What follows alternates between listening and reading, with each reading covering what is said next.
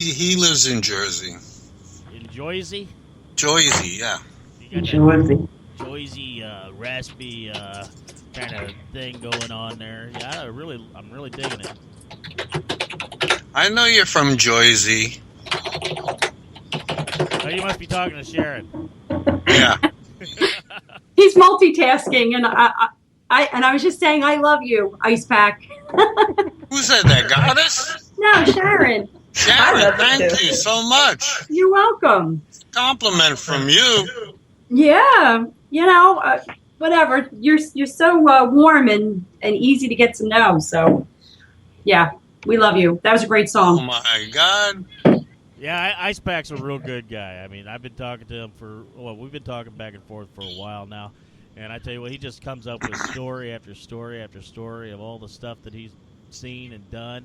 And I just hope that my life is that full by the time, I get to telling my stories to my grandchildren. Hopefully I'll have grandchildren someday. But, hey, Evan, did you hear that? Dad says, I want grandchildren.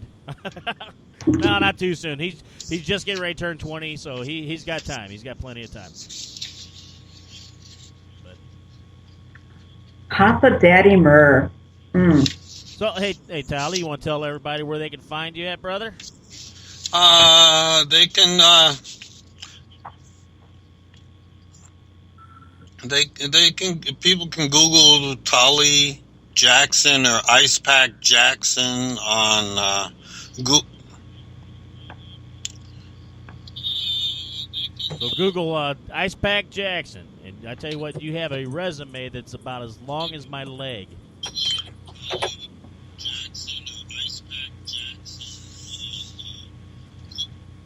Google, I already said that. Duh.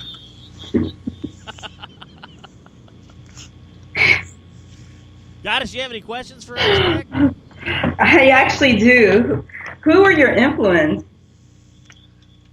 My influences? Yeah, who were your influence? The Neville Brothers, the Beatles, Gene Krupa, Dr. John.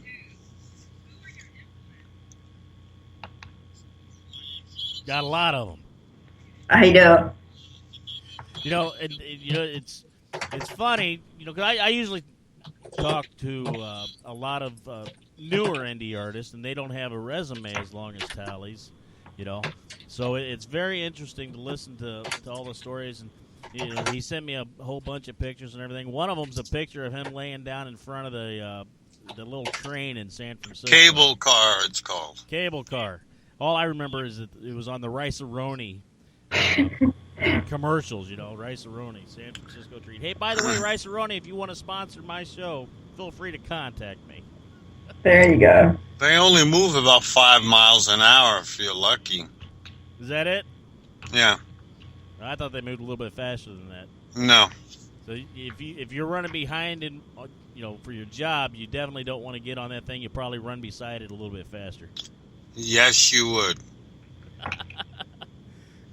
Has there been anyone that you ever wanted to perform with?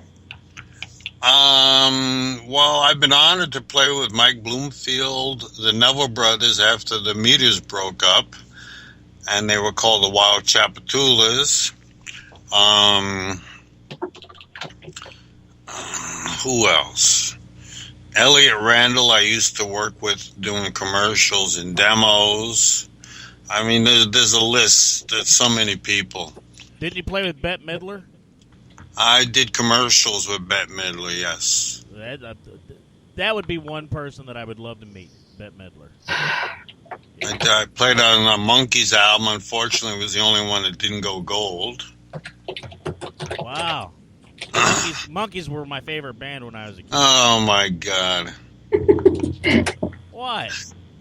No, I'm not saying anything. Rick Danko from the band, Bonnie Raitt, 2 guys from Janie Americans, John Platania, who was Van Morrison's guitar player, who came up with all those killer riffs. That's awesome. Like Domino and all those other songs. Chapito from Santana, the timbale player. Did you have any interesting stories that Not that I can tell on the air. But he did. Well, I have one.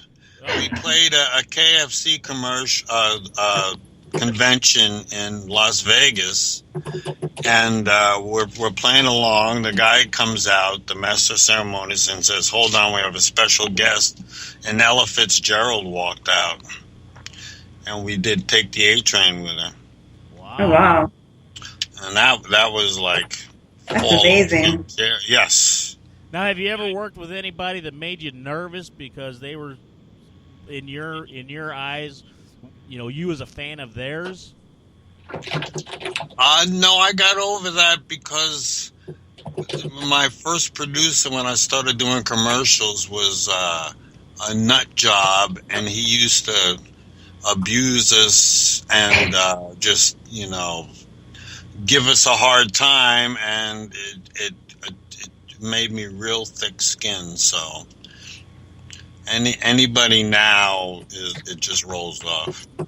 He toughened you up. Oh yeah, but he was a whack job. Well, in the music industry or any entertainment industry, you really have to have a thick skin in a lot of. Yeah, but a lot of people say they do have a thick skin, and then you go. I don't use the word constructive criticism. I say alternative perspective. So they don't. As soon as they hear the word criticism, they get defensive. It seems to become a negative. But I like your term. What was that term again? Alternative perspective. I like that, alternative perspective. I think that ought to be a song.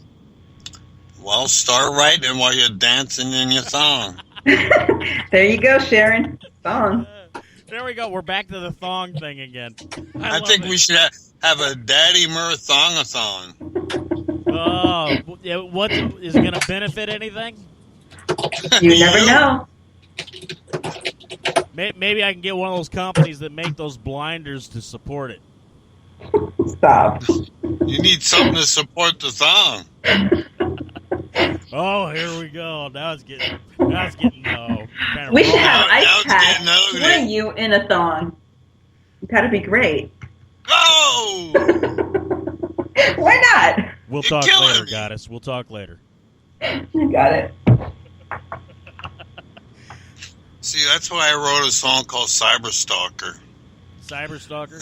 Yeah, I didn't send you that one, but if you go to any of my Facebook pages, it's listed there. Or SoundCloud, just type in Icepack Jackson. Yeah, because you're on Facebook, SoundCloud, CD Baby. Yeah, but on SoundCloud you can hear the Twitter. full song. And Lisa says everyone has the Cyberstalker. That's it's true. It is true. Yeah, I if I have a cyberstalker, they haven't made themselves known to me just yet. But who knows? I'm probably working in that direction. Especially now we're all talking about putting me in a thong. Oh, forget about it. A thongathon. I love that idea. Who knows? We might do something crazy like that and make a YouTube Icepack could play the back music, and Sharon could sing. Oh, Awesome. absolutely. I like that.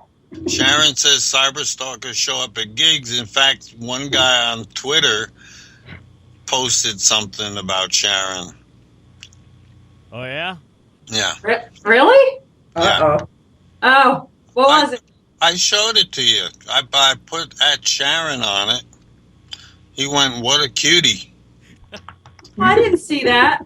Yeah, it's on my Twitter page. Oh, well, I'm going to have to go to your Twitter page. Yeah, go to his Twitter page, Icepack. Everything is Icepack. 999. 4 nines. Yep, 4 9s.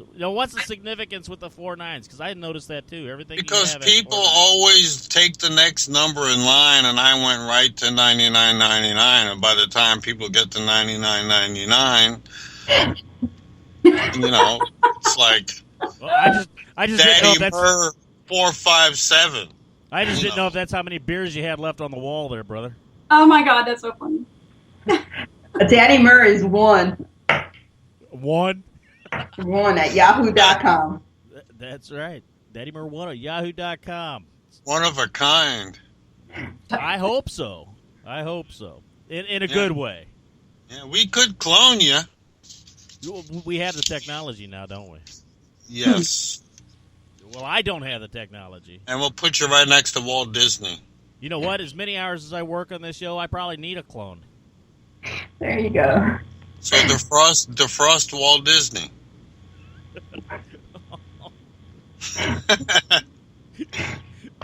Yeah, he's one of those people that had his head frozen so he could be rejuvenated later on. Yeah. Does anybody else have any questions? Sharon, do you have any questions? Just write them on the back of $100 bill. And, I want to know what your next project is. CD number 3. Okay. And maybe I can get Sharon to sing on it. I would love to. And I've got all the big guns from the second CD are ready. I've got some killer songwriters. I got enough songs for the CD. I've got this other great lady singer, Hannah Clive. You got to check her out. She's from just outside of London. She's got a YouTube channel. She played at Batfest. And she's got good rhythm like you, Sharon, and a great voice. Thank you. Yes. Now, when you guys collaborate and make and create this, you got to. You're not getting a penny. You're not getting a penny. He's still telling me the check is in the mail, is what he's telling me. You're going to get a special thanks on the CD. Oh, well. Aww. But you're going to pay. You're going to have to pay for it. Of course. And you know what that means, right? What? You know what that means, right? That means dancing in your thong. Oh, no. I just want you to know, if I show up down in your neck of the woods and you're in a thong, I'm turning around. I don't wear thongs. It's so bad. All right, Icepack, you want to go ahead and play another one of your songs, brother? Right. What else Time Stands Still. It's like a dedication to Otis Redding, and that's me hacking away on the rhythm guitar, and I've got June Millington from Fanny, and a local guitar legend named Bosco McNee, and hold on, I got my credits right here. This is what happens when you get old. Don't even go there, Daddy. Well, you know... Plus, it's on the last page. It was recorded at like 4 studios. It's got half the Uptown Horns again, who are like golden Grammy winners. They played with everybody. Now, you have your in fact, they too, toured with the Stones on the Steel Wheels tour. And up until a couple of years ago, the sax player, Arno Hecht, only had a regular answering machine. So if the Rolling Stones wanted to call him, or Jay Giles, they had to leave a message on his answering machine. Oh. Okay, Time Stands Still, everybody. Here we go. Time is standing still when you're not around, and I'm standing still, just rooted to the ground. I'm falling into the blue, and I'm not with you.